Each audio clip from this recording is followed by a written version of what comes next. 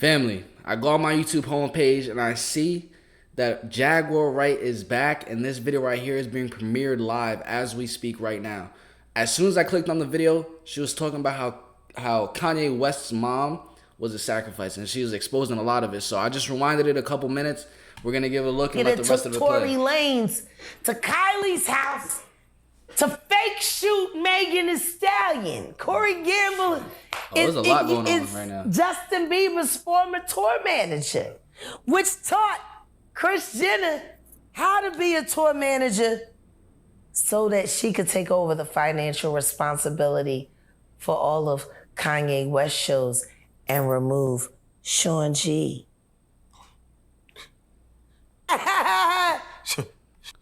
Jaguar, why is your tongue green? I hope you were eating green candy and didn't just not brush your tongue in the morning. Cute. Anyway. Shit. Okay. Yeah, Corey Gamble has been a plant for a long time. Everybody knows it. Okay. She's exposing everything. Now, mind you, Jag, people in the comments of our last interview. He's probably the one that groomed Justin and make him so pliable so that they could pimp him out at all these damn music festivals. He would be the right guy for the job. Oh, shit. Okay. Jaguar don't be playing, man. I want to go back to Kanye West. You can sue me, Corey. No fucks given. Yeah, so Kanye West, they we talk about the Illuminati a lot. Yeah. Do you think his mom's death was a sacrifice? Absolutely. So. Absolutely. I think he might have admitted that. You think that's? Did you check out the doctor I talked about? I just looking him up. John Adams. Yeah. Yeah. I think it's interesting, isn't he? Yeah, I hadn't got to look into it. Who the fuck hired that bitch? Yeah, right. That's the doctor you hire when you're trying to rig your insurance plan. Yeah. He's got an awesome success rate at losing human lives. Damn. For her to even go under this with this doctor is a crazy thing. Yeah. Wonder who hired him. Sacrifice needed for the fame. Yeah. He should have treated Ray J and Brandy. Oh. Oh, shit. Oh, shit. I want to show you guys something. Spared us all a lot of bullshit. I thought Brandy had like a real clean name. Oh, wow. Yeah. Y'all don't remember that person with her car? Yeah, we remember. I don't remember all the lying she did when she was a kid, pretending to be married to that nigga and pretending that he was the father of her child, when the truth is she started out Rodney Jerkins and then she started fucking his cousin and so she got pregnant by him. Oh. I would know. She used to get by that. Just so people have a better understanding of why sacrifices take place or why it's such a well-known thing within the music industry. A lot of the wickedness that goes on in this world is explained through the Bible, because the Bible just actually is directly correlated with reality. So right here we have Matthew 4:8-11. It says, again, the devil took him to a very high mountain and showed him all the kingdoms of the world and their splendor. All this I will give you, he said, if you bow down and worship me. Jesus said to him, away from me, Satan, for it is written, worship the Lord your God and serve him only. The devil left him and the angels came and attended him. So you have to keep this in mind. When you hear these celebrities saying how they sold their soul or they made a sacrifice, worshiping the devil in a lot of instances is making a sacrifice to the devil. This is why you hear people sacrifice. So a lot of people take that deal and say, okay, I will worship you. I'll give you a sacrifice in exchange for the kingdom, for the kingdoms of the world and their splendor. The splendor being the money, the woman, the cars, the boom, the bat, the boom. You get what I'm saying? So that's why people make sacrifices. Let's get back into this. At my little cousin's godmom house where we used to get drunk. See, 9 times out of 10, I probably was there when Brandy conceived her first child. We was all at the house in Mays Landing. I was keeping an eye on everybody. I got paid well to do so. I know exactly who got Brandy pregnant. I know exactly when it happened. You know, it's just funny to me. Because I know why they hate me. Because I really was the worst. I would have definitely been the top daughter for the Illuminati if I had have went that way. There was nobody more heartless than me, nobody more money-minded than me, and nobody more absolute than me. Bro, is that my mic or I their was a mic? great pimp because I was a great punisher. All the pain that I experienced, I know how to reappropriate that. But see, I chose to go the other way. Yeah, so what made you go the other way? My Good question. kids. Wait, Jack. People are gonna ask this time and time again. How does she know what she knows? What puts you in these rooms to where you've been around all these people? Like, Sin. yeah, I said, because they think, is it music? Is it what put you in all Sin. these rooms? Sin. So you was Now with we the getting shits. real. Now we getting Absolutely. real. Probably always will be, to a certain extent. There you go. And it's funny because when they asked that, of course, you did the One Gotta Go and you spoke on Gerald Levert. Yeah. And people question, she don't know Gerald Levert like that. What's she No. talking about? And I knew Gerald very well. yeah, I want you to be able to tell them, like, no, like, when you're not. I met Gerald when I was 15. He was my mentor. He is my boss. Then he became my friend. And then after I became a grown adult woman, he became my lover. And from the age of 15 until the day that he died, taught me so much. When I go back and I think about Gerald, I think about Gerald talking cash money bullshit to me and Scott Storch about the importance of songwriting. You get too caught up in all of the fucking trendy shit. When a classic song will sell forever. Damn, they must have changed their mic up a little bit. I've had a lot of great experience, a lot of bad experiences. The funny thing about it is, I look back now, part of the reason why people have such a hard time believing is because I wasn't.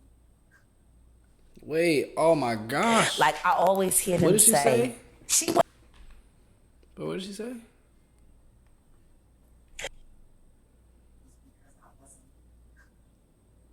Oh man. Like, I always hear them say, she wasn't in no pictures there. I know, I avoided it. I didn't want to be seen on camera with any of these motherfuckers with the kind of shit I was into. It's goddamn criminal. You know, part of the reason why I can speak the way I can speak is because the statute of limitation is passed on all my crimes. I never said I didn't commit any crimes. I said I was smart enough to wait for me to not be held accountable for them.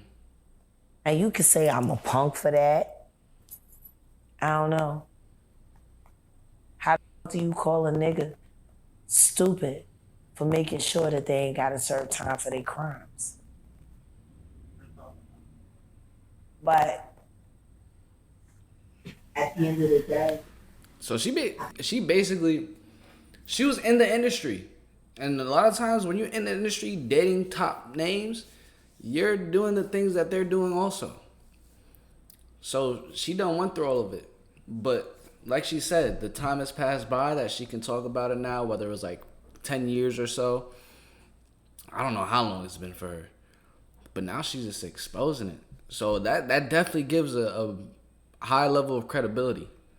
I think the thing that bothers me most is that I have the amount of talent that I have, and I was willing to walk away and sacrifice that opportunity, that high every night, that amazing,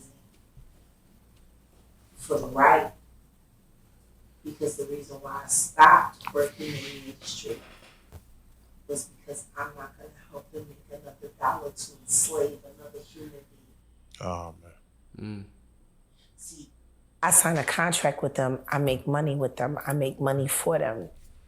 That money allows them to be able to steal girls from different countries, hold their passports, make them video sluts, turn them into prostitutes, sell them. And meanwhile, in all of that, the consumers don't ever hold themselves responsible for the fact that every R. Kelly album you bought, every single, all the merchandise made it possible for him to cover the fact that he was raping Aaliyah. Right. There's a time when they walk on stage together and they dressed alike. They made it possible for him to fucking do what he done to that girl. Nobody said nothing too. Like, That was the fucking goddamn fans. I ain't know all that. He was the first successfully, corporately funded goddamn pedophile. And the fans made that possible. And they want to sit around and cry. You said that she did, but you still bought an R. Kelly record after she died. What? what? Who's the worst celebrity like that you've been around? like Was she gonna like say, the most full of sin. I know no sin is greater, but like just was gonna say like, Jay-Z. damn, this Clive Davis. Clive Davis. Devil incarnate. Oh snap. Queen slut of the Luciferian breed. Well, like why? I mean, what? Explain it. Like why? Because Why? he's a fucking piece of queen.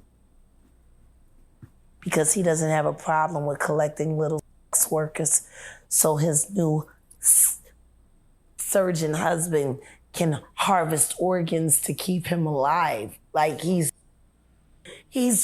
the devil. Clive Davis. He Janis Joplin. He blackmailed Betty Wright so she wouldn't tell anybody that he Janis Joplin. He killed Whitney Houston. Oh man. So, Jack, I'm about to look up Clive can Davis I ask you right then? now. If we seen what happened to R. Kelly, we seen Bill Cosby, we seen what's happening with Diddy. I think Aubrey O'Day from Danity Kane is about to make a documentary with TMZ, and the Yeah, documentary. I'm sure she's gonna make a documentary and it's gonna fucking be so heavily redacted that she don't have to tell the truth. Complete. This Clive Davis right here. This is the one that she says is the absolute worst out of everyone, bro. Out of everyone, bro. Calls him the devil incarnate, bro. Meaning the devil in the flesh. Sheesh. And anyone you see with him, that's it reveals a lot by association. Alicia Keys was very, very up and close and personal with him. The way the cheeks is smothering together. You'd be surprised, bro. It's like sometimes it's the girls with the sweetest persona too that they have to do those things to get their way through. Because Clive Davis would obviously be known as a gatekeeper to the music industry. The same way Diddy is, there's really levels to it. And then you have to really suffice and worship the gatekeeper or the god of the gatekeeper, which is the devil, to get what you want. She's gonna be the new Janice Dickinson. I was gonna ask, who do you think, if a documentary was made of, will be the most damning? If, like, out of people you know, if they were to make a documentary Sidney of? Poitier. Oh, whoa. What is the Academy Award winner? Yes. The fuck? What? Because the shit that he did for them, Oh.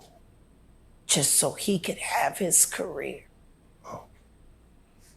The things that he did to Eartha Kitt, the lies that he told on Aussie D and Ruby, Aussie Davis and Ruby D, the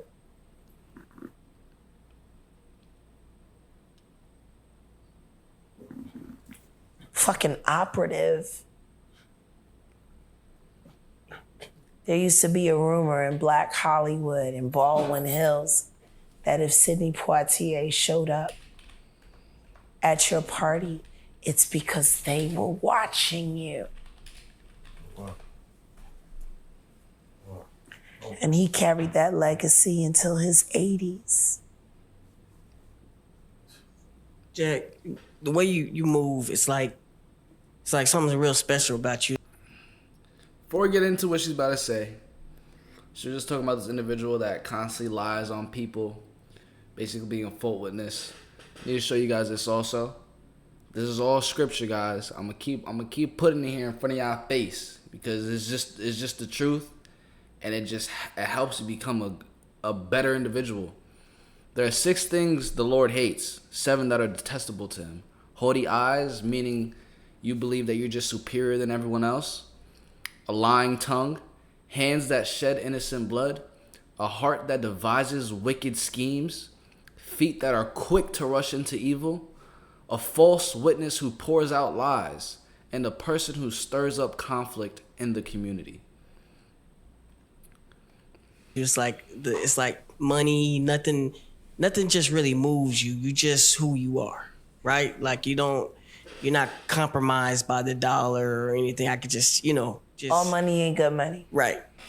And more importantly than that, the second that I decided to turn my life into an algorithm, I became the money.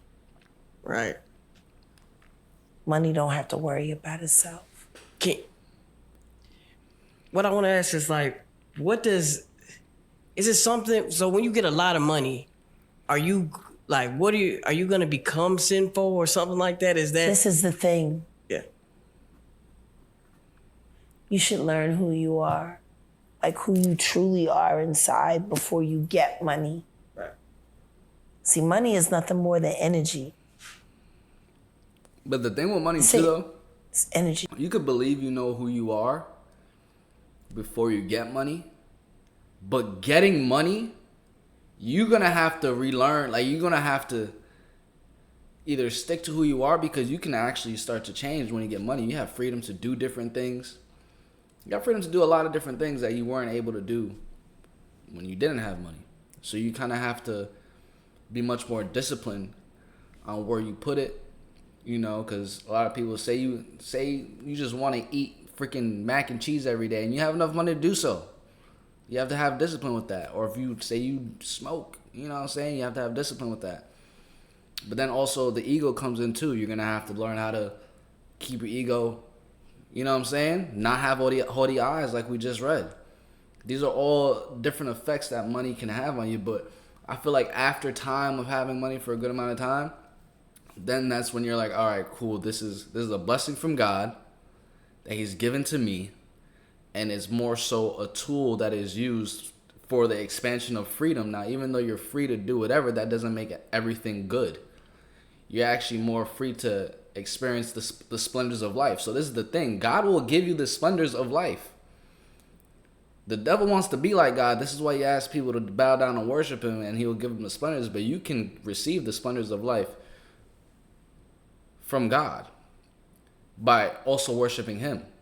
But worshiping God is also being disciplined and faithful towards him, or trying to be at least, and just being being obedient. You know what I'm saying? But yeah, let's continue. I don't want to get on too long of a tangent. What we do with ourselves and our money is representative of our energy. You buy season tickets to the Dallas Cowboys every year, but you never buy tickets to the Rangers. See, your energy is there with the Cowboys. Money is energy. See, people look at money like it's something real. But the truth is, if I go to get money, I have access. I can take all of that money out and take it outside and put it in a trash can and set it on fire. You're not gonna get none of that money back. Right. Wanna know why? Because money is intangible. Energy is. Right. See, when you got the kind of energy that can influence generations, change algorithms, dominate thumbnails. See, money is going to be generated from that, one way or the other. I always tell people, like my father told me, if you become money, you'll never have to worry about getting money a day in your life. Teach a man how to fish, he good. Give a man a fish, he all right for now. Yeah. Teach a human being how to be able to become money. Teach a motherfucker how to rely on a paycheck. Right. Sidney Poitier asked the people to buy into the system. Sam Cooke said we need to break the system and create a new one. Who lived?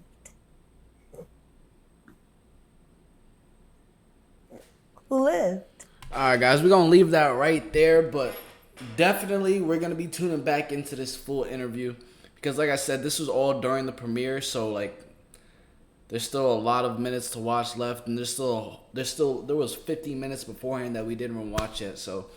But like I said, I just clicked on it. I wanted to give it a look. Comment down below your thoughts about anything that was discussed in this video right here when it comes to money, ego, God, sin, Kanye West, Illuminati. Any thoughts you had, comment it down below because I do read the comments. I'm going to catch you guys in the next one. Subscribe and turn on post notifications. Peace.